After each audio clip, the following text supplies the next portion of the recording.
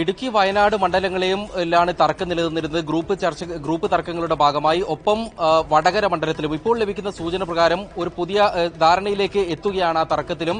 അതായത് A group Wayanad നിലനിർത്തുന്നു, I ഗ്രൂപ്പിന് ഇടുക്കി മണ്ഡലം നൽകുന്നു എന്ന തരത്തിലേക്കാണ് ഇപ്പോൾ ചർച്ച വരുന്നത്. അതായത് ഡീൻ കുര്യാക്കോസിന് ഒരുപക്ഷെ ഇടുക്കി മണ്ഡലത്തിൽ നിന്ന് ഇത്തവണ മത്സരിക്കാൻ കഴിഞ്ഞേക്കില്ല. പകരം അവിടെ ജോസഫ് വാഴക്കിനെ സ്ഥാനാർത്ഥിയാക്കാനുള്ള ഒരു ഫോർമുലയിലേക്കാണ് കാര്യങ്ങൾ കടക്കുന്നത്. ഐ ഗ്രൂപ്പിന് ഇടുക്കി സീറ്റ് നൽകുക, വയനാട് ടി സിദ്ദിഖ് തന്നെ സ്ഥാനാർത്ഥിയാവുക എന്ന തരത്തിലേക്കാണ് ചർച്ചകൾ ഇപ്പോൾ പോകുന്നത്.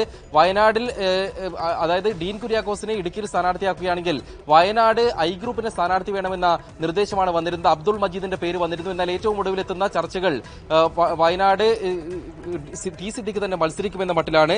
ഒപ്പം വടകര സീറ്റിൽ രാജ്മോഹൻ ഉണ്ണിത്താന്റെ പേരാണ് ഇപ്പോൾ പറഞ്ഞു കേൾക്കുന്നത്. ഈ 3 സീറ്റുകളിലേക്ക് കൂടി അന്തിമഘട്ടത്തിൽ ചർച്ചകൾ തീരുമാനത്തിലേക്ക്, അതിന്റെ ക്ലൈമാക്സിലേക്ക് കടക്കുന്നു എന്ന് തന്നെ വേണം മനസ്സിലാക്കാൻ. അങ്ങനെയാണെങ്കിൽ ഇന്ന് 6:15 ചേരുന്ന സ്ക്രീനിംഗ് കമ്മിറ്റി കേന്ദ്ര തിരഞ്ഞെടുപ്പ് കമ്മിറ്റി യോഗത്തിൽ എല്ലാ മണ്ഡലങ്ങളിലേക്കുമുള്ള പേരുകൾ കൃത്യമായി ധാരണയാക്കിക്കൊണ്ടാകും സംസ്ഥാനത്തു നിന്നുള്ള നേതാക്കൾ ചെല്ലുക. ആ പേരുകൾ തിരഞ്ഞെടുപ്പ് സമിതിക്ക് മുമ്പാകെ വയ്ക്കും. അവിടെ ഏതെങ്കിലും തരത്തിലുള്ള തിരുത്തൽ നിർദ്ദേശങ്ങൾ രാഹുൽ ഗാന്ധിയിൽ നിന്നോ അല്ലെങ്കിൽ ഹൈക്കമാൻഡ് നേതാക്കളിൽ നിന്നോ വന്നാൽ മാത്രമേ മാറ്റങ്ങൾ ഉണ്ടാവുകയുള്ളൂ. നിലവിൽ ലഭിക്കുന്ന സൂചനകൾ പ്രകാരം ഐ ഗ്രൂപ്പുകൾക്കിടയിലുള്ള തർക്കം പരിഹരിക്കുന്നതിനുള്ള ഒരു സജീവമായ ഫോർമുല മുന്നോട്ട് വയ്ക്കും. അതിന്മേൽ